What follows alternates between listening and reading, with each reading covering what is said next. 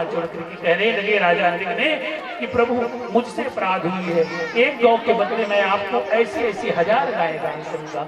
लेकिन वो ब्राह्मण का क्रोध शांत नहीं हुआ, कहने लगा जो राजा दान को दे करके ले ले मैं उनका दान ही नहीं लूंगा। उस अपराध के कारण, अनजाने में हुई अपराध के कारण भी उनको गिरगिट बनना पड़ा था। जो व्यक्ति जान सुन करके जो ब्राह्मणों के धन का हरण करता है, जो उनका अपमान करता है, वो कौन सी नरक में गिरे गए, वो आप समझे। इस तरह से एक छोटी सी ब्राह्मण के प्रति किया गया अपराध कितना भयानक हो सकता है, ये राजा नृग की कथा से हमें समझनी चाहिए। आगे की जो कथा आई है बड़ी ही प्यारी कथा है, जिस कथा को हम सब लोग श्रवण करने की इच्छा रखते हैं, उन्हीं कथा की ओर हम धीरे धीरे करके आगे बढ़ते जा रहे हैं।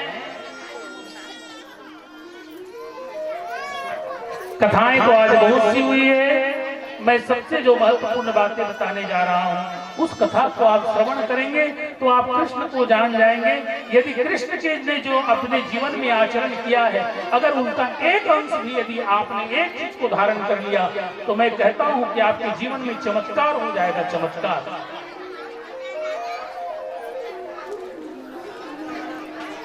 देखिए, आप सब लोग रामचरितमानस के माध्यम से ये तो जानते हैं कि भगवान श्री रामचंद्र जी के लिए एक चौपाई बड़ी प्रचलित है, प्रातः काल उठ के रघुनाथा, मात पिता न गुरु नावई माथा, आयुष मांग करही पुर काजा, देखी चरित हर्षई मन राजा। ये सब लोग जानते हो, राम जी की इतनी गुण गाते हो, लेकिन मेरे बांके बिहारी के बारे में कोई नहीं जानता कि ये दिन की दिनचर्या कैसे। इसलिए हमको सबको जानना चाहिए कि मेरे कृष्ण जीवन कैसे जीते थे। दिनचर्या जीने की इनकी एक तरीका यदि आप जान जाओ तो आपके जीवन में मैं गारंटी देता हूं चमत्कार हो जाएगा।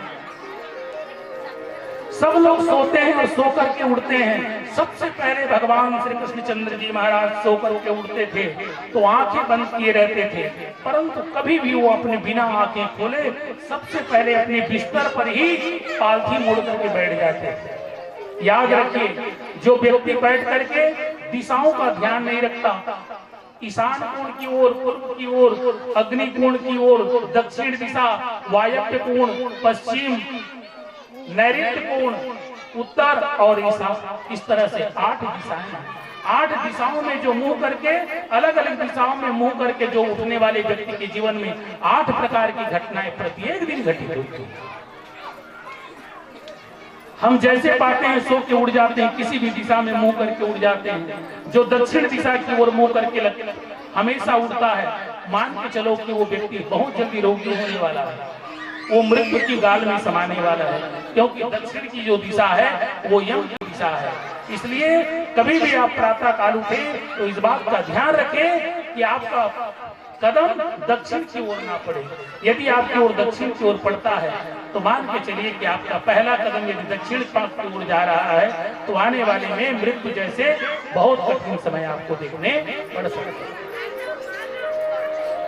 हर दिशाओं का एक अपना अलग अलग महत्व है, एक एक दिशाओं की बड़ी विस्तृत व्याख्या है, सभी दिशाओं के बारे में नहीं बताया जा सकता। इसलिए मैं यही बता रहा हूं, सबसे पहले वो अपनी आत्म स्वरूप का दर्शन करते हैं। भगवान श्री कृष्णचंद्र जी महाराज प्रातः उठते और बिस्तर में ही बैठ करके ईशान कोण, ईशान कोण किसको कहते हैं? जहां पे ईश्वर रहता है, जहां पे रहते हैं भगवान, ईश्वर रहते हैं, उस दिशा का नाम ईशान कोण है। ईशान कोण कहते क्यों? एक एक चीज का रहस्य है, शब्दों में अर्थ छुपा हुआ है, अर्थ में ही परमार्थ छुपा हुआ है, लेकिन हम लोग अर्थ को ही नहीं समझने का प्रयास करते, फिर परमार्थ कहां से समझेंगे?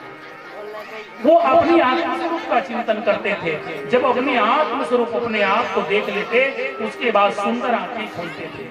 कराग्रे वसित लक्ष्मी कर्म दे सरस्वती, कर्म ले तुम गोविंद प्रभाते कर दर्शन। भगवान सुंदर अपने हस्त कमल को देखते, दोनों हाथ को रगड़ते, मुंह को पोंछते, धरती माता को प्रणाम करते, फिर उसके बाद सुंदर स्नान के लिए चले जाते हैं। पवित्र जलों से भगवान स्नान करते, सुगंधि से भरी हुई चंदन केसर से लिप्त उस जल में भगवान स्नान करते। प्रत्येक दिन धुली हुई वस्त्र पहनते। जो व्यक्ति चाहे करोड़पति हो, लेकिन आप गंदे कपड़े पहनेंगे तो आपके यहाँ दरिद्रता आने से कोई नहीं बचा सकता, कोई नहीं बचा सकता। इसलिए प्रत्येक दिन धुली हुई कपड़े पहने। हमारी माताओं में एक अच्छी गुण है, क्योंकि आज की पहनी हुई साड़ी निश्चित तौर पर कल उतार चाहे कितना भी महंगी साड़ी, इसलिए इन लोगों में कम दोष लगता है। लेकिन पुरुष में एक ही कपड़ा में एक हफ्ता पहना, कमावत हुई है लेकिन एक कपड़े को एक सप्ताह। दरिद्रता वहां है, केवल यही। अब तो प्रेस करने का भी तो 7 रुपया 8 रुपया हो गया है, 10 रुपया हो गया।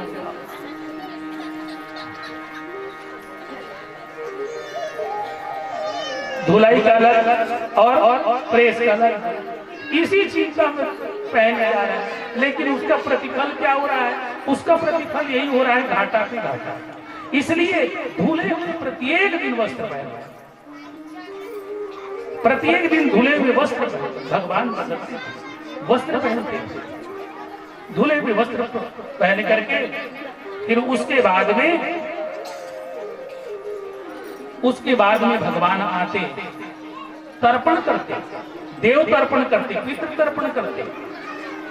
ये तर्पण करना बिल्कुल मत भूलिए। मैं बार बार आपसे कह रहा हूं, यदि जीवन में दुखों से बचना है, पापस्य मूलम हीर्व्याधि व्याधि मूलम पातकम। दुख का मूल कारण हमारे आपके अपने कुकर्म ही है, दूसरा पड़ोसी नहीं है, न पुत्र नहीं है, न फिर परिवार नहीं है, कोई नहीं है। इस जीव आत्मा का आप ही आप कल्याण करता है। यही श्रीमद् भागवत का सार है। श्रीमद् भागवत का सार यही है कि संसार में कोई किसी का सुख और दुख देने वाला नहीं है। व्यक्ति स्वयं ही अपने कर्मों का खुद ही करता और उसका भोगता दोनों। इसलिए भगवान आते, भगवान पितृ तर्पण करते, देव तर्पण करते, गुरु तर्पण करते। हमारे यहाँ तो ये भी अपने जानते कि हमारे यहाँ पंचक्रियाएं प्रत्येक दिन होती है। यदि सनातनी हो तो पंचक्रिया होनी चाहिए। आपके यहाँ 5 अग्नियों में पहले हमारी माताएं भोजन पकाती थी, तो पहले अग्नि में कुछ देवताओं को जो भोग किया जाता था, अग्नि में डाला हुआ देवताओं को प्राप्त होते। अब गैस चूल्हा काला डाल बेचो खोजे, तो अब उसके बाद में गौ के लिए निकालो, देवताओं की। इस तरह से अतिथियों की पूजा, ये सब सेवाएं हमने करना बंद कर दिया। अब तो केवल एक ही बात है, एक बात मैं बोलता हूं कि सास ससुर तीरथ हो गए और दाई दादा घुरवा। सास ससुर तीरथ हो गए, दाई दादा घुरवा। घर के भाई, घर के जो भाई है पिछवा हो गए, सारा हो गए अगुआ। यही कहानी घर घर की।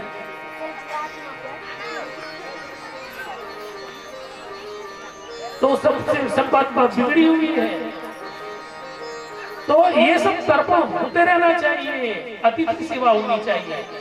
अब तो किसी के यहाँ अतिथि के लिए, कुत्ते के लिए जरूर घर बनवाएंगे, लेकिन अतिथि जहाँ पे रुकेंगे उसके लिए मकान नहीं बनता। भगवान के लिए नहीं है, लेकिन कुत्ते के लिए अलग से कि यहाँ पले। तो सारे अनिष्ट का जड़ हम स्वयं अपने आप से हैं। और महाराज जी जगह बड़े बड़े जो रात भर कर फोन आते, ज्योतिष वाले मन महाराज ये जगह कुरिया, किसी ये जगह कुरिया। अरे कहीं कर ले, लेकिन कुकुर लग पाल में सब चीज अनिष्ट के जड़ घर में पाल में तथा कहीं करवा रही, सब तो सत्यानाश है।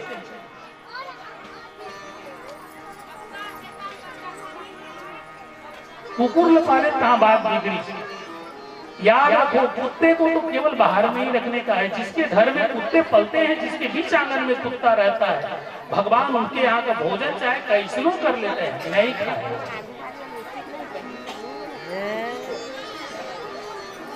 वो बाहर का चीज है, बाहर में ही रखो, उनका अधिकार है, उनको दो। परंतु कुत्ते से मोह मत करो। कुत्ता बिल्ली मोह करने का नहीं है। बच्चों को बोलो कि घर से निकले के पहले भगवान का जप स्मरण करे, चाहे किसी भी देवी, किसी भी देवता का। परंतु जो परमात्मा को स्मरण करके निकलता है, उनके एक्सीडेंट की कोई चांस नहीं बनती। एक मन के अंदर में धारणा पालो, परमात्मा से कहो कि मेरे रास्ते में कोई कुछ दूर दूर तक नहीं है और जो एक्सीडेंट हो रहा है वो 100 मीटर दूर में हो रहा है। ऐसा केवल भाव बना, कभी भी गाड़ी आपकी टकराएगी, घर से निकलने के पहले आप अपने दिमाग से रास्ते को क्लियर करोगे। वो ऐसी आपके दिमाग में ऐसी एनर्जी है कि आप कभी भी एक्सीडेंट के शिकार हो ही नहीं सकते। रात में जंगल से गुजरो और पशुओं का यदि डर लगता है तो कहो कि मेरे रास्ते में कुछ नहीं है, एकदम नेट एंड क्लीन है, तो नेट एंड क्लीन ही मिलेगा। यदि कहीं पर यात्रा में जा रहे हो, कोई आपका कोई नहीं है, परंतु ये भाव रखो कि मुझे कोई लेने आ रहा है, निश्चित तौर पे मैं दावा करता हूँ आपको कोई ना कोई लेने आएगा। नहीं आएगा तो परमात्मा किसी को भेजेगा, लेकिन आपका दूत बनेगा ही बनेगा। सारी शक्तियां परमात्मा ने मनुष्य के चित्त में डाल करके रखा है। हम हैं कि उनका उपयोग ही नहीं करते। जिस दिन हम उपयोग करना शुरू कर देंगे तो सारा चीज क्लियर है, सारा चीज क्लियर। परमात्मा ने वही किया, ब्राह्मणों को दान देते थे और आपके घर में घर से बाहर निकलते ही कुछ सिक्का सकेल के रखो, 100-150 सिक्का सकेल और एक भी बढ़िया फूल कांच के थाली में रखो। जब घर से निकलो तब दोनों हाथ को उसको ऊपर में रखो और भगवान को प्रणाम करके बाहर जाओ। लक्ष्मी को स्पर्श करके जाओगे, लक्ष्मी लेकर के ही वापस आओगे। घर वाले से कह दो कि भले 5 रुपया खर्चा हुआ तो है, जब कभी भी आओ तो घर से निकला हुआ व्यक्ति खाली हाथ कभी ना। पहले सियान में खेत खार जाए तो कहीं नहीं लाना, कम से कम दतवन गाड़ी धर के आवे, आओ नहीं तो परसा डारक धर के आवे, लेकिन आवे धर के। सही बात है कि नहीं? अब के लोग 1000 रुपया खर्च करते हैं लेकिन घर आते हैं खाली हाथ आते हैं। अरे वहां लक्ष्मी है, लक्ष्मी वाले घर में जहाँ लक्ष्मी निवास कर रही है, आपकी धर्म पत्नी लक्ष्मी है, उनके पास खाली होके जाओगे, क्या आशीर्वाद देंगे तुम्हें? इसलिए घर वाले को बोल दो कि आज के बाद चाहे 2 रुपया चॉकलेट घर के आ, लेकिन खाली कभी मत आना। और जबका जी रहा तबका जी आज के बाद बोल दो। अब पहले दरवाजा में ऊपर चेक इन करूँ, जेब में देखो कहीं नहीं लाए तो जा घर के पहले दुकान लेके आ, तब फिर इंटर हो गई। बाकी कुछ कह रहे हैं। भगवान जाते थे, रथ आया करते थे, रथ में आते तो भगवान ऐसे ही पहले स्वर्ण सिक्कों को स्पर्श करते और ब्राह्मणों के द्वारा स्वस्ति वाचन होता, फिर भगवान रथ में आरूढ़ होते और सुधर्मा सभा में आते। मतलब सोच लो कि भगवान की दिनचर्या कितनी अच्छी थी। इसीलिए भगवान जेल में पैदा हुए, लेकिन लीला बिहारी लीला करते करते द्वारकाधीश होकर के इस धराधाम को छोड़ करके गए। और हमारे माता पिता के बीच में, संपत्ति वाले के बीच में जन्म लेकर के भी जीवन भर रोते रहते हैं कि मेरे माता पिता ने कुछ नहीं दिया, कुछ नहीं दिया, कुछ नहीं दिया। कृष्ण को क्या दिया था उनके माता पिता ने? जो भी प्राप्त किया सत्कर्म करके प्राप्त किया। सुपुत्र वही है जो सत्कर्म के द्वारा संपत्ति इकट्ठा करेगा। इसीलिए हमारे पूर्वज कहा करते थे, पूत कपूत तो का धन संजय, पूत सपूत तो का धन संजय। यदि पुत्र को दे सकते हो तो संस्कार दो। संपत्ति देने की आवश्यकता नहीं है। यदि आपने संपत्ति दे दी तो यदि आपने संस्कार दे दी तो सारे संसार की संपत्ति उनको मिल जाएगा। लेकिन केवल मात्र आपने संपत्ति दी, संस्कार नहीं दिया तो वो अपना भी शरीर का सत्यानाश करेगा, परिवार को भी बर्बाद करेगा, समाज को भी बर्बाद करेगा और एक दिन राष्ट्र का भी विवाद का कारण बनेगा। इसलिए दे सकते हो, माता पिता हो तो सबसे पहले प्राथमिकता संस्कार देने में पूरी ताकत लगाओ, पूरी ताकत संस्कार। ऐसे ही भगवान श्री कृष्णचंद्र जी महाराज जी की दिनचर्या। प्रेम से बोले श्री बांके बिहारी लाल की। फिर भगवान श्री कृष्णचंद्र जी महाराज जी का अग्र पूजन हुआ राजसूय यज्ञ में। जहां पर शिशुपाल का वध किया। भगवान श्री कृष्णचंद्र जी यज्ञ में जाते थे तो हम लोग कहते हैं, देखो भगवान श्री कृष्णचंद्र जी महाराज जी से सीखो, जब वे यज्ञ में गए तो कार्यों का विभाजन हुआ। राजसू यज्ञ में गए तो दुर्योधन को क्या सौंपा गया? दुर्योधन को धन का मालिक सौंपा गया और कर्ण को वितरण करने के लिए पांडवों ने से शिकायत करी युधिष्ठिर से जाकर के कि महाराज अभी अभी नया नया राजा बने हैं, जो अपन दुश्मन भाई ला खजाना सौंप दे। भगवान कृष्ण कहे चुप, जानना तानना फोकट के टांग अड़ाना। बोले दुर्योधन जिसमें हाथ रख देता है उनके भुजाओं में लक्ष्मी का वास है। दुर्योधन पर भगवान माँ भगवती इतनी प्रसन्न थी कि वो अगर मिट्टी को भी पकड़ देता तो वो सोनी बन जाता था, ऐसा उनका। और कर्ण ऐसे दानी थे कि जो दान देता वो तुरंत के तुरंत डबल होता था, इसलिए दान देने की व्यवस्था उनसे करवाई। कर्ण एक गाय के जगह में 5 छिन गाय दे, 5 छिन दे तो 10 छिन तो उल्टी लागे। जेल 50 रुपया 100 रुपया देवे, फलाना महाराज गत का देना, ढेकाना महाराज गत का, ओकर ले डबल टिबल दे, ओकर ले चौगुना दिया जाए। भगवान को नहीं जानत रहा ये मतलब यही काम सो। तो इससे उनका भगवान युधिष्ठिर का यश भी बढ़ने लगा। जहां 100 पाने की जगह 500 मिलेगा तो आदमी दिल खोल के आशीर्वाद देगा। और जी 500 मिले की अपेक्षा है वहां तुम 50 रुपए दे दे तो महाराज 50 रुपए घलक करिए, ऊपर उल्टा गाड़ी घलक देवा चाहिए।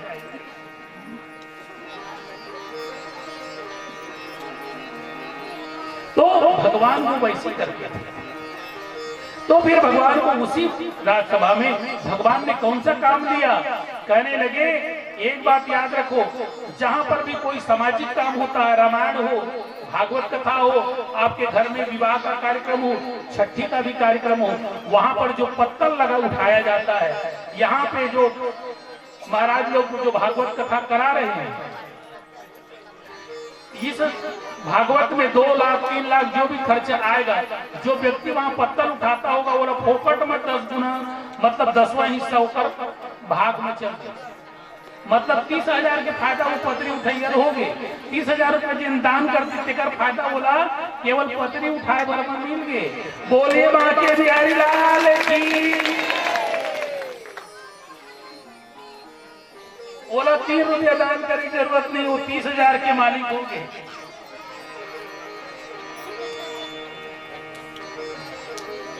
और भगवान श्री कृष्णचंद्र जी महाराज जी जो आते थे अतिथि ब्राह्मणों का चरण धुलाई करवाते थे। ब्राह्मण अग्नि रूप होता है, जो महाराज लोग जो आते हैं वो अग्नि का स्वरूप है। अग्नि 4 जगहों पर निवास करती है।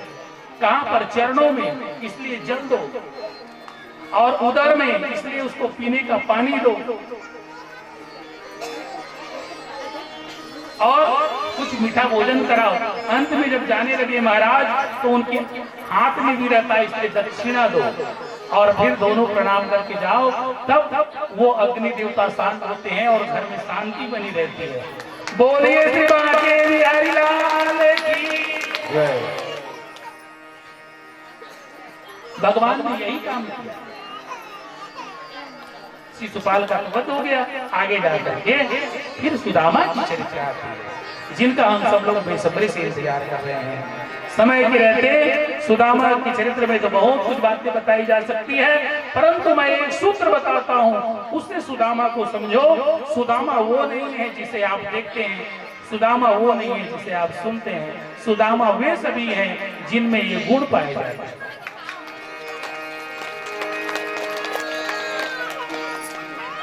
सवा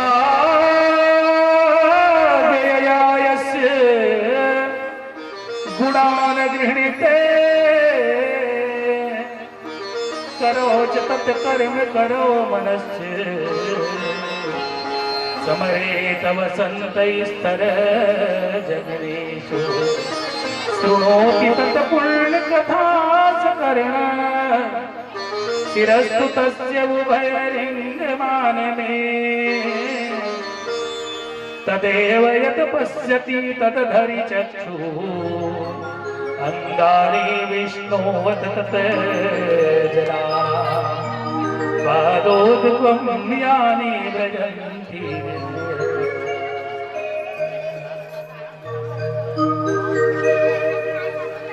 भगवान श्री कृष्णचंद्र जी महाराज जी की बड़ी प्यारी कथा। कृष्णस्य आसीत् सखा कश्चित् ब्राह्मणो ब्रह्मवित्तम् विरक्त इन्द्रियर्थेषु प्रशान्तात्मा जितेन्द्रियः।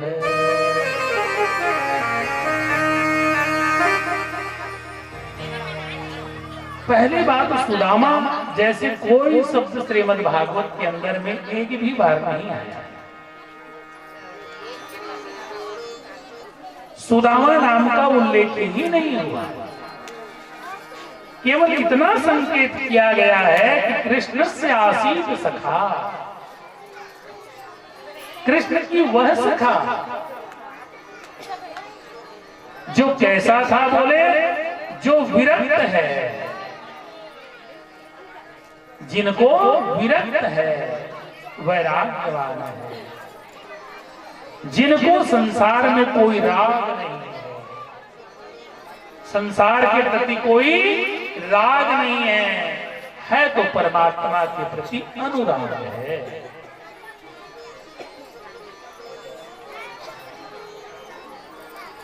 विरक्त है, इंद्रियर्थेषु प्रशांत आत्मा। कैसी आत्मा है? प्रशांत, जिनका चित्त में किसी भी प्रकार की चंचलता नहीं है। और हमर वन के चित्त तो इतना चंचल है कि पता चली कि पड़ोसी ना आज 1000 की साड़ी ली, ओकर साड़ी सुंदर लगी तो 2000 की साड़ी पहनने की इच्छा प्रकट होगी। तो इतनी है ना। अरे यदि हमारा घर अगर इस डिजाइन का बना है तो पड़ोसी का घर इतना सुंदर कैसे हो गया।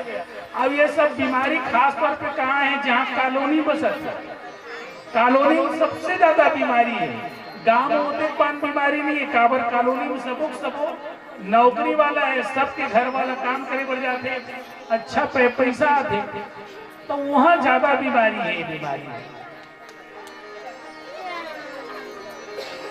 कोई भी पड़ोसी के घर में अगर टीवी है, ओकर घर 55 इंच की आए तो हमारे यहाँ 65 और 65 इंच के आगे 75 और 75 वाले 90 का। तो इस प्रकार की प्रशांत आत्मा, उनके जो कृष्ण के जो सखा हैं वो कैसा है? प्रशांत आत्मा और जितेंद्रिय है, इंद्रियों को जीता हुआ। कृष्ण से आसीत सखा कश्चित् ब्राह्मणो ब्रह्मविद्मम् विरक्त इंद्रियर्थेषु प्रशांतात्मा जितेन्द्रियः। इसलिए इनका नाम रखा सुदामा। जिनमें ऐसे गुण पाया जाता है, यही परमात्मा को प्राप्त करने का दाम है, इसलिए सुदामा है। जिनके पास ये दाम होगा, परमात्मा को वही प्राप्त कर सकता है जिनके पास दाम हो। कैसा दाम? जो विरक्त हो। कैसा दाम? जो अपनी इंद्रियों पर नियंत्रण रखे। कैसा दाम? जिनका चित्त चंचल ना हो। उन्हीं का नाम सुदामा है।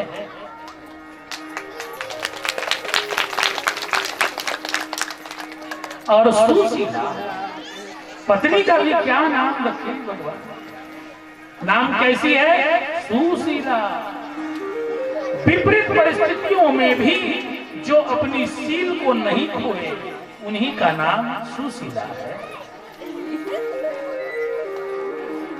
विपरीत परिस्थितियों में भी जो अपनी सील को बचा के रखी है, अपनी घर की लाज को बचा के रखी है, अपनी मर्यादा को बचा के रखी है, पत्नी धर्म का पूर्णतः पालन करती है,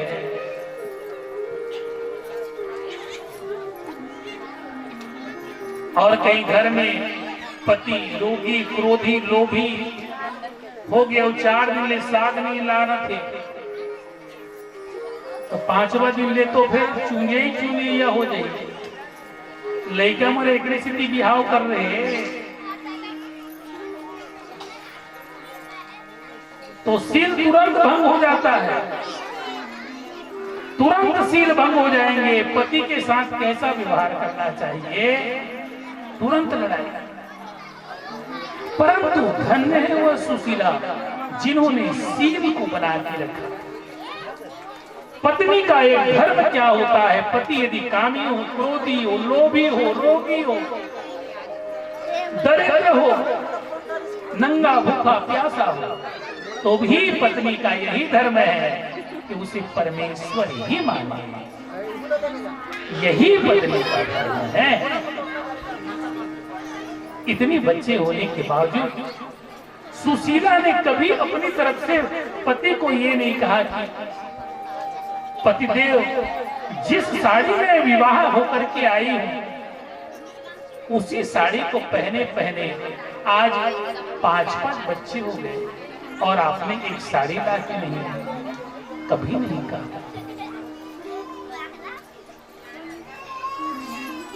जो मायके से जो माताओं को जो साड़ी शुरुआत में मिली हुई होती है उन्हीं साड़ी को बदल बदल कर पहनती थी, परंतु सुशीला ने कभी साथ।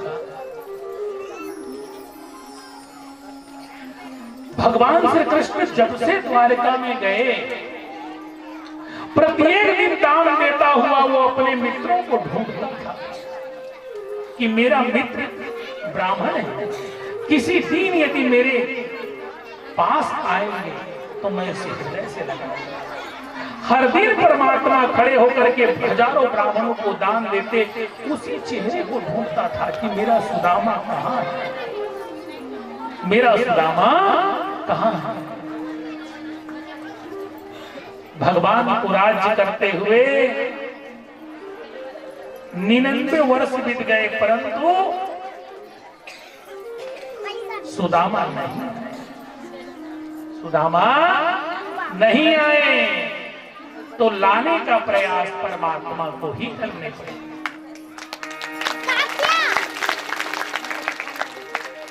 भगवान स्वयं ही एक दिन साधु बनकर के गया, सुशीला से भिक्षाटन मांगे, कहने लगे कि माँ हमें भिक्षाटन दो।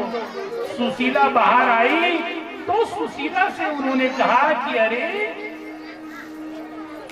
तुम्हारे घर में इतनी गरीबी, तुम्हारे घर में इतनी गरीबी, अरे देवी क्या तुम्हें पता नहीं? बोले किस बात का महाराज? बोले आपके जो पतिदेव है वो वासुदेव भगवान श्री कृष्ण जो द्वारकाधीश हैं, अरे उनके अजीज मित्र हैं, अजीज मित्र हैं। और मुझे तो यकीन नहीं हो रहा है कि आप लोग इतनी गरीबी, मुझे तो बड़ा आश्चर्य लगता है कि जिन भगवान श्री कृष्ण के यहाँ हजारों ब्राह्मण प्रत्येक दिन कौन बनेगा करोड़पति में करोड़पति बन रहे हैं और आप लोग यहीं की।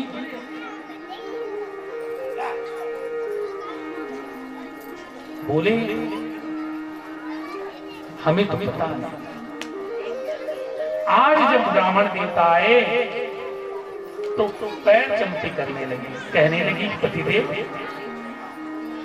मैंने आज सुना है, मुझे बड़ी खुशी हुई। बोले किस बात की देवी? अरे अरे बहुत छुपाते रहे,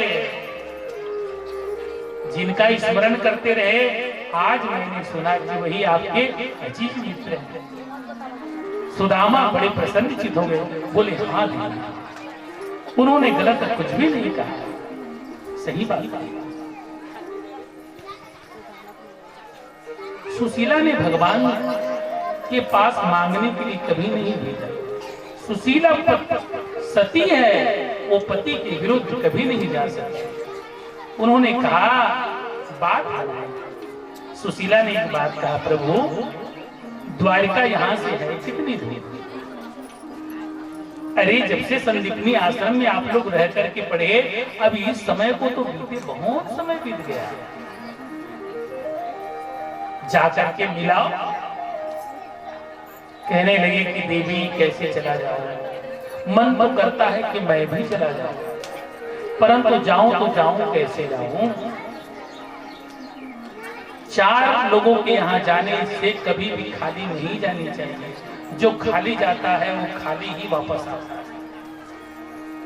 याद रखिए, जीवन में कभी भी किसी रिश्तेदार के यहाँ जाओ तो खाली हाथ में जाओ।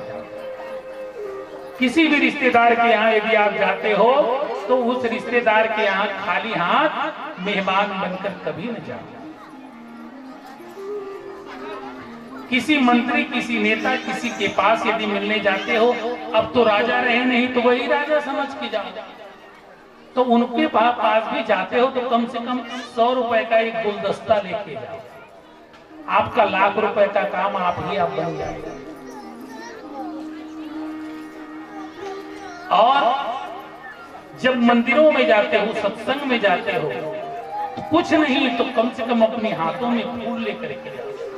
कुछ नहीं है, ज्यादा गरीबी है तो अन्न के दाने लेकर के आओ। परंतु ऐसा नहीं है कि व्यक्ति सामर्थ्यवान हो और सामर्थ्य के अनुसार वस्तु प्रदान न करे तो भी उनका अपराध लगता है। और देव मंदिरों में और गुरु के घर जाओ तो कभी भी खाली हाथ नहीं जाना चाहिए। वो मेरे मित्र हैं, कैसे चला जाएगा। सुशीला ने कहा मैं व्यवस्था करूंगी स्वामी, आप जाने का मन तो बना।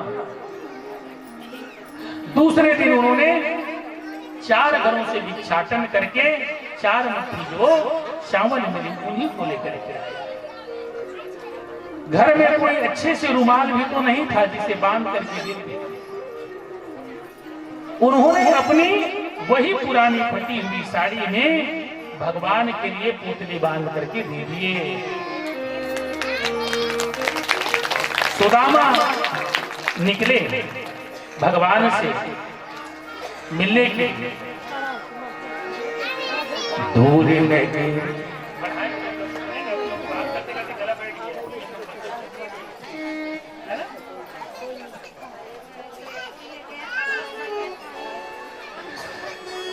चलिए, आज हम सब लोग बड़े ही वास्तव में रियल मित्रों को देखेंगे। आज यहाँ पे जो हो रहा है, जो 2 मित्र हैं जो बचपन से इसी गांव में पले बढ़े और एक हमारे यजमान जी नागेंद्र जी और उनके जो मित्र पुलिस वाले, उनका नाम क्या है, रतिराम। तो इन दोनों की दोस्ती देखने को मिलेंगे। तो हमारे कन्हैया जी को तो पहले मंच में ही भेज दो और सुदामा जी को बाद में लेके आना। दूर न गिरी रे बड़ी दूर न गिरी, यहाँ कुर्सी लगाइए ना 3-4 दूर न गिरी रे बड़ी दूर न गिरी, दूर न गिरी रे बड़ी दूर न गिरी। और भगवान ने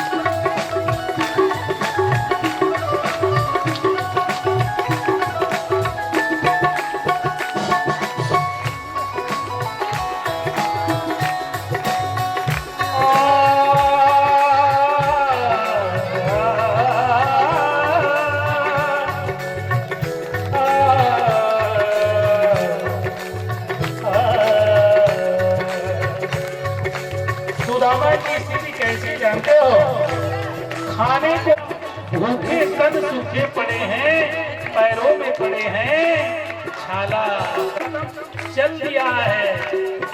तो कहते हैं शास्त्र में,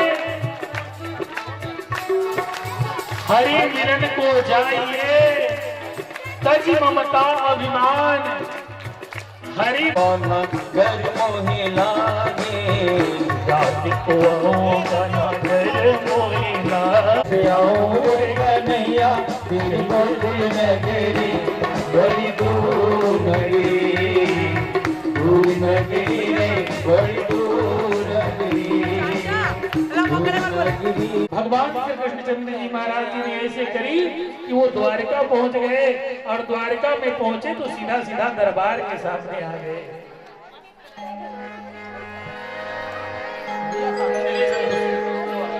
भी कहा कृष्ण के दर पे मैं आंसू लेके आया हूँ, वो मेरे बचपन का यार है मेरा श्याम, यही सोच के फरियाद। हाथ उठा करके ताली बजाइए, दोनों हाथ को, अरे और दोनों हाथ पकड़िए, बिल्कुल।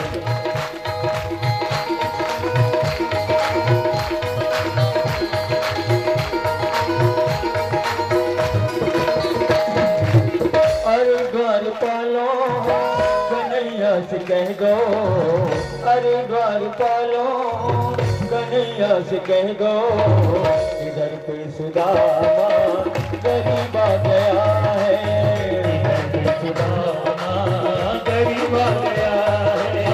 अरे द्वार पालो कन्हैया से कह दो, अरे द्वार पालो कन्हैया से कह दो, इधर पे सुदामा गरीब आ गया है, इधर पे सुदामा गरीब आ गया है। भटकते भटकते न जाने कहाँ से, भटकते भटकते न जाने कहाँ से, तुम्हारे महल के करीब आ गया है, तुम्हारे महल के करीब आ गया है। अरे द्वार पालो कन्हैया से कह दो, अरे द्वार पालो कन्हैया से कह दो, इधर पे सुदामा गरीब आ गया है, इधर पे सुदामा गरीब आ गया है।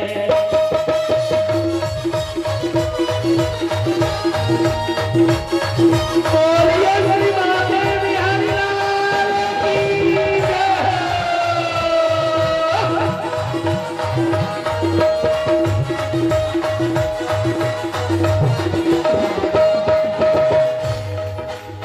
न सर पे है पगड़ी न तन पे है जामा, न सर पे है पगड़ी न तन पे है जामा, बता दो कन्हैया को नाम है सुदामा, बता दो कन्हैया को नाम है सुदामा।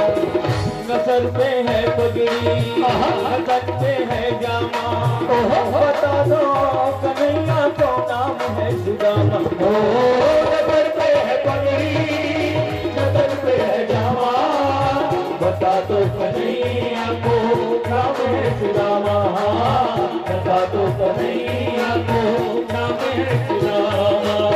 तुम एक बार मोहन से जाकर के कह दो, एक बार मोहन से जाकर के कह दो, ये मिलने सखावत नसीब आ गया है, ये मिलने सखावत नसीब आ गया है। अरे द्वार पालो कन्हैया से कह दो, अरे द्वार पालो कन्हैया से कह दो, मिलने सखावत नसीब आ गया है, इधर पे सुदामा गरीब आ गया है।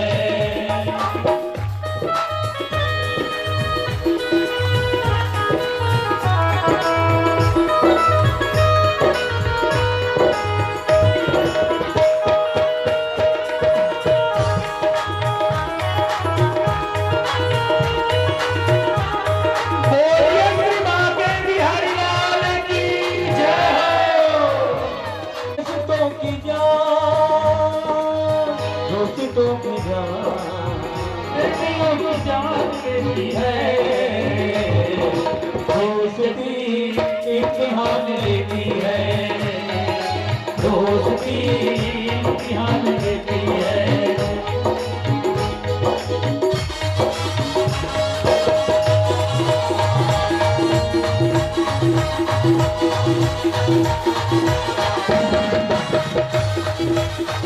ये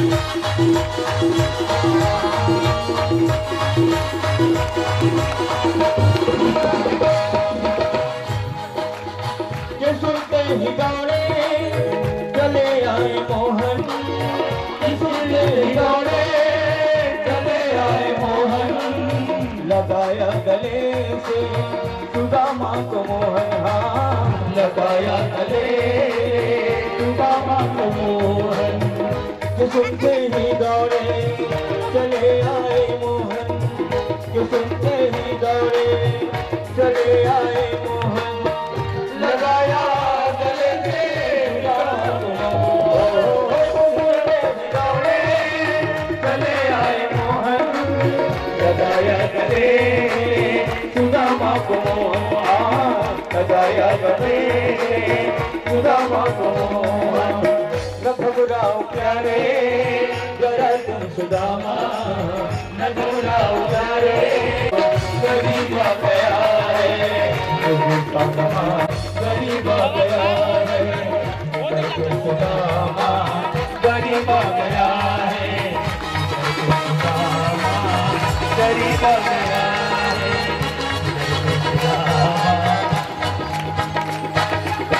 बराबर पे अपने सुदामा बिठाए, बराबर में अपने सुदामा बिठाए, चरण आंसुओं से श्याम ने धुलाए, हाँ चरण आंसुओं से श्याम ने धुलाए, बराबर में अपने सुदामा बैठाए, चरण आंसुओं से श्याम ने धुलाए, हो बराबर में अपने सुदामा बिठाए, चरण आंसुओं से श्याम ने धुलाए, आंसुओं से श्याम ने धुलाए।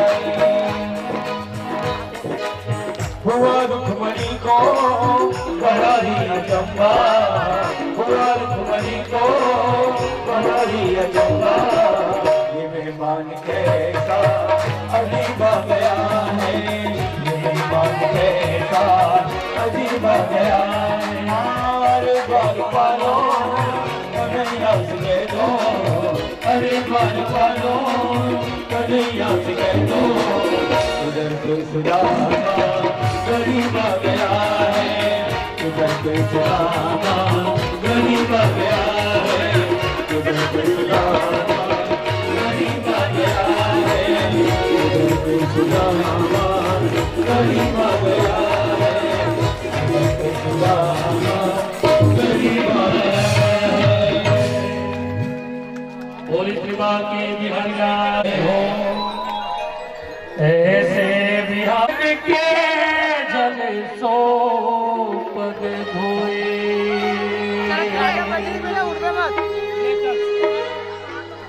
बोली त्रिभा के बिहारी लाल की। भगवान की दीन दशा को जब देखे तो द्वारकाधीश इतने द्रवित हो उठे परमात्मा कि पानी की जरूरत ही नहीं पड़ी, रो रो कर। और यज्ञ की जो पत्नी है दक्षिणा, इसलिए जिनको जो भी रुचिकर लगता हो, जिससे जो बल पड़े, पहले हमारे मुख्य यजमान परिवार की ओर से आज चढ़ोतरी का कार्यक्रम संपन्न होगा, तत्पश्चात समस्त हमारे ग्रामीण जन, परिवार जन, मित्र जन, वे सब यहीं पर चढ़ोतरी का कार्यक्रम संपन्न करेंगे। बोले श्री बाके बिहारी लाल की जय।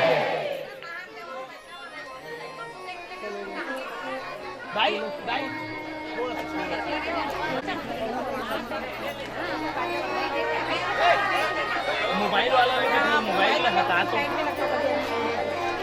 इधर देखना तो हुआ अन्न है, धन है, वस्त्र है, स्वर्ण है, चांदी है, उनको यदि आप नाम से भी बुलवाना चाहें तो मैं किसी और भी से चाहूंगा कि आप महाराज जी से अपना नाम बुलवा सकते हो कि चढ़ोतरी में आपने क्या चढ़ाया, तो उनको नाम को भी बुलवा सकते हो।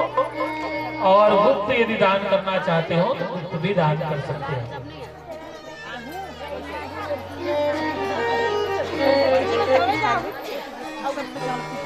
शूटिंग आइए हमारे यजमान परिवार। अंत में आचार्य को, व्यास नारायण जी को दक्षिणा प्रदान की जाती है। तो आपसे जो भी बन पड़े, अन्न धन वस्त्र इत्यादि, जो भी पत्र पुष्प धन धान्य स्वर्ण रजत आप भगवान को अर्पित करना चाहते हैं तो आप आकर के भगवान में अर्पित कर सकते हैं। और आप अपने नाम से, अपने परिवार के नाम से, अपने पूर्वजों के नाम से कुछ दक्षिणा अर्पित करना चाहते हैं तो वो अर्पित करके उनकी नामों की उद्घोषणा कराएंगे। बोल तो लड़का हो तो साइड में खींचा ना और वीडियो में नहीं बनत ना। वीडियो पूरा हाथ आवाज है पूरा। बैठ के चलिए फोटोग्राफी में ज्यादा समय में इधर देखिए, नहीं लगाएंगे, जल्दी फोटो लेकर के आगे का कार्यक्रम बनाएंगे। देखिए 5:30 हो चुका है, कथा बहुत बाकी है, इसलिए फोटो को थोड़ा सा कम करवाइए और बाकी लोगों को अभी तो ये पब्लिक है कुछ नहीं जानती है। दाई के पास वीडियो ये कठिन लगा और चेक करना चला धंधे की घूमने नहीं चली सर पुलिस टाइम में भेजे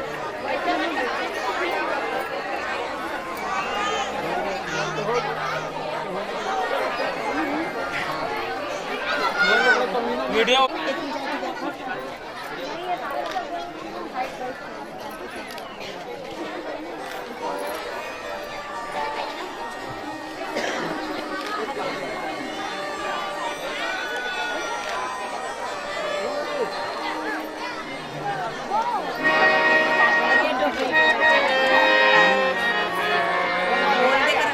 अच्छा पूजा करी तो बैठे पूजा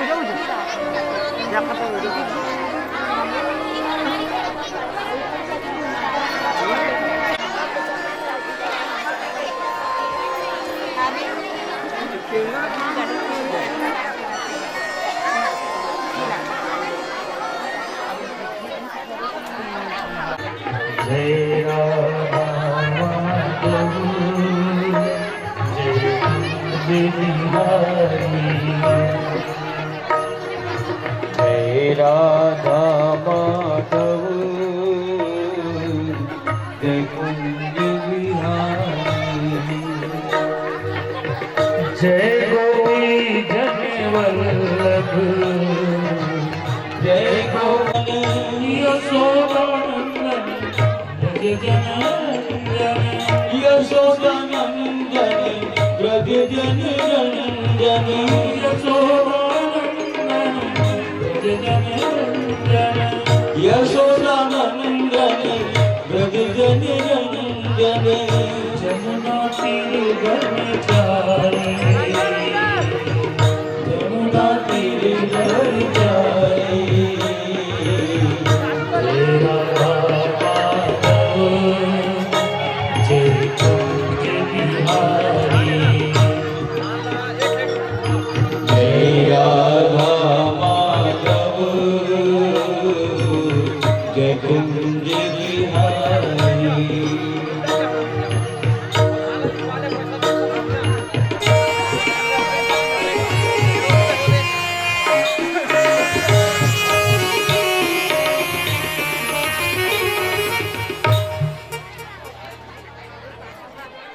वृंदावन बिहारी लाल की जय।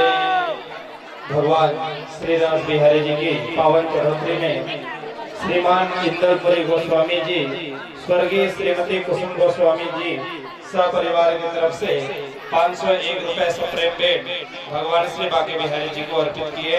बोले वृंदावन बिहारी लाल की जय। मनहरण लहरे सरस्वती लहरे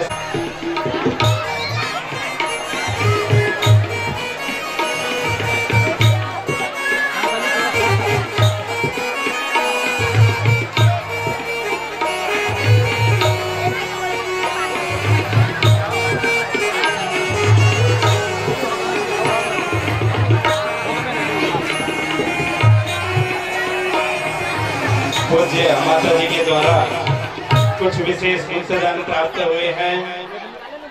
भगवान बाकी बिहारी जी की विशेष कृपा इनके और इनके परिवार पर सदैव बने रहिए।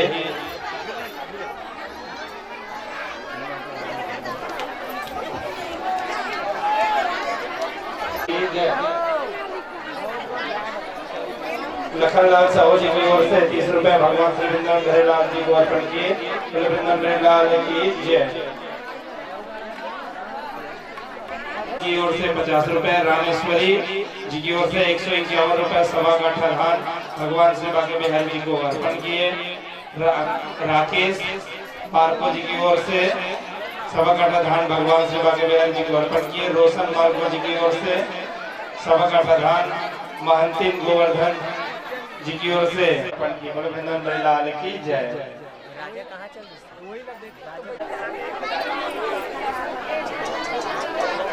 सर की ओर से 1 काठा धान 20 रुपए पैसा। दीपक राजपूत की ओर से 2 काठा धान 21 रुपए पैसा। किरण गंधर्व की ओर से 51 रुपया।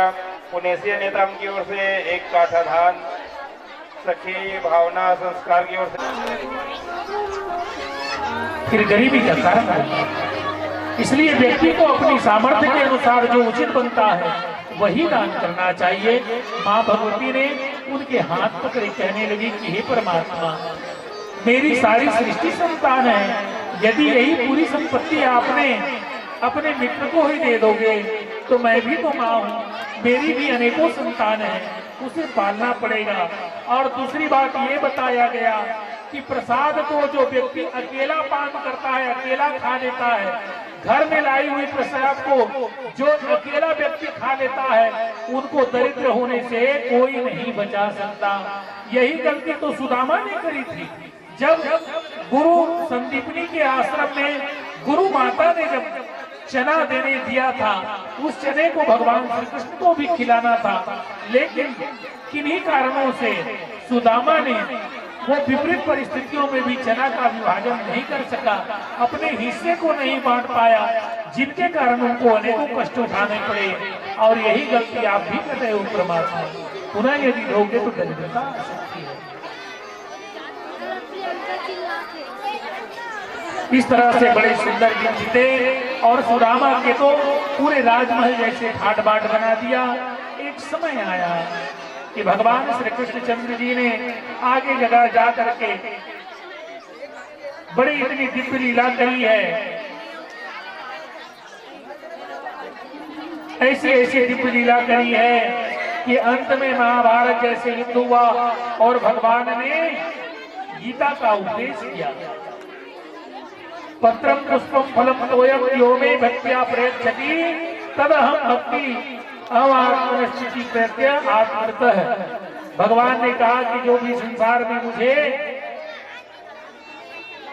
जो भी मेरा भक्त पत्र है, पुष्प है, फल है, जो भी अर्पण करता है, भाव सहित करता है, मैं उन्हीं का पान करता हूँ। और भगवान जो व्यक्ति जो चीज पाना चाहता है, जिस प्रकार से प्रकृति में, प्रकृति और परमात्मा में कोई अंतर नहीं है। एक बात याद रखिए, जो प्रकृति है वही परमात्मा है और परमात्मा ही प्रकृति है। जिस प्रकार से खेत में बोई जाने वाली जो भी प्रकार का अन्न, यदि आपने जमीन पर धान बोए हो तो धान मिलेगा, यदि आपने सब्जी उगाई है तो सब्जी निकलेगा। इसी प्रकार से धरती माँ में जो भी बीज बोते हो वही आपको फल के रूप में प्राप्त होता है। इसी प्रकार इस जगत में जो भी व्यक्ति जो सत्कर्म करता है, भगवान को जो अर्पण करता है, उनको फल के रूप में वही प्राप्त होता है। बहुत सी प्रकार की शिक्षा हुई। भगवान ने लीला स्मरण करने की इच्छा की, क्योंकि भगवान अब चाहते हैं, उन्होंने 5 वर्ष की आयु तक गोकुल में लीला करी, 6 वर्ष तरह करके उन्होंने वृंदावन में इस तरह से 11 वर्ष 14 वर्ष मथुरा में रहे, 25 वर्ष के हो गए। 25 वर्ष की आयु में भगवान द्वारिका आए। इन्होंने 100 वर्ष तक राज्य किया और 100 वर्ष के बाद में भगवान ने तय किया कि मुझे अब लीला स्मरण करनी चाहिए।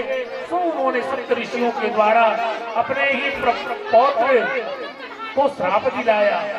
शाम को श्राप लगी, उन्होंने कहा श्राप जो है एक लोहे की पोतली, कपड़े की पोतली को लेकर के संतों के पास गया। संतों ने कहा न ये लड़की है न लड़का, ये जो भी है यदुवंश को नाश करने वाला मूसल पैदा होगा।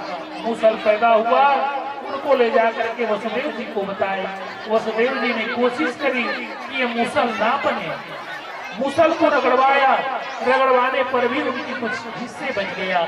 सारे मूसल बह करके सरकंडा हो गए, सरकंडे के वृक्ष के रूप में परिवर्तित हो गई। और वो छोटी सी जो लोहे जो बचा उसे सागर में फेंक दिया। सागर में मछली ने निगल लिया, मछली को केवट में पकड़ा और केवट में पकड़ा तो वही बह लिया जो पूर्व जन्म में बाली इस जन्म में बहेलिया बन करके आया है।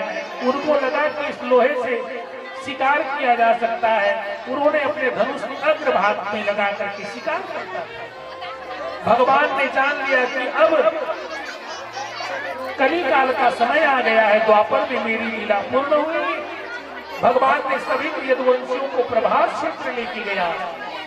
प्रभास क्षेत्र जाने से पहले अपने प्रिय मित्र जो है, अपने प्रिय मित्र को ज्ञान उपदेश दिया। उद्धव जी को कहा कि हे उद्धव, तुम्हें तो पता है कि मेरी लीला क्योंकि मुझमें और आप में रति मात्र भी कमी नहीं है। उद्धव कितना ज्ञानी थे जितना भगवान श्री कृष्ण। भगवान श्री कृष्ण क्योंकि ये उद्धव जो थे कोई साधारण व्यक्ति नहीं थे, इन्होंने बृहस्पति को गुरु बना करके बृहस्पति के समान विद्वान होते थे। इसलिए सारी जगत में वो ब्रह्म को देखते थे। परंतु जब गोपिकाओं से उनका प्रेम हुआ, गोपिकाओं से शिक्षा प्राप्त करी, तो साकार रूप में उनकी निष्ठा बन गई। साकार कृष्ण से वो प्रेम करने लगे। निराकार को प्रेम करने वाला साकार रूप में फंस गया।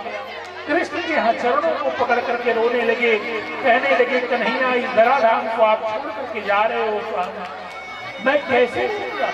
उन्होंने उपदेश दिया सन्यासियों की भांति जीवन जियो, मेरे ज्ञान का प्रचार करो, मेरे ज्ञान का प्रसार करो। संसार के लोगों को इनकी बहुत आवश्यकता है। संसार में जब तक जीवात्मा है, मेरा यह जो लीला है, मेरी जो कीर्ति है, मेरा किया हुआ ज्ञान ही आने वाले जीवों का उद्धार करेगा। इसलिए तुम्हें रहना होगा। भगवान को ज्ञान उपदेश किया। भगवान से बहुत प्रकार की बातें हुई। उन्होंने कहा कि हे उद्धव, मैं तो वृक्ष क्षेत्र जा रहा हूं, तुम बद्रिकाश्रम जाकर के तप करो। बद्रिकाश्रम जाकर के तप करने के लिए निकले। इनके पहले उन्होंने कहा कि प्रभु संन्यास धर्म क्या होता है।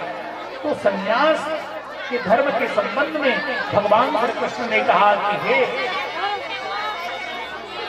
हे उद्धव, इस संबंध में संन्यास की परंपरा को निभाने के लिए राजा यदु से एक बार भगवान दत्तात्रेय की मुलाकात हुई। भगवान आदिगुरु दत्तात्रेय की मुलाकात हुई थी और दत्तात्रेय को, भगवान दत्तात्रेय को देख करके राजा यदु एक दिन अचंभित रह गए।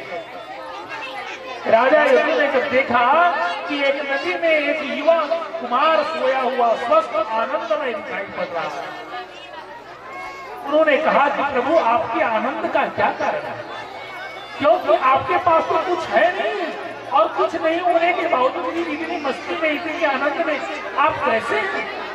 हमारे पास तो, हम तो राजा हैं, हमारे पास संपत्ति की, ऐश्वर्य की कहीं कोई भी कमी नहीं है, फिर भी हम निरंतर चिंतन में रहते हैं, चिंता में लगे रहते हैं।